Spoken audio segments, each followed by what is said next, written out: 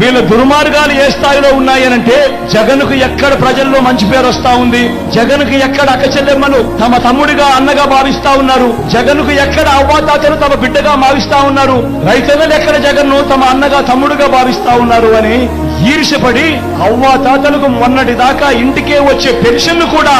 రాకుండా చేసిన దౌర్భాగ్యులు వీళ్ళంతా అని చెప్పి కూడా గుర్తుపెట్టుకోమని అడుగుతా ఉన్నా. వీళ్ళ కుట్రలు ఏ స్థాయిలో ఉన్నాయి అనంటే 2 నెలలైపోయింది మీ బిడ్డ బటన్లు నొక్కి ఎన్నికల కోడ్ అని చెప్పి తీసుకొచ్చారు. తీసుకొచ్చిన తర్వాత మీ బిడ్డ నొక్కిన బటన్లకు కూడా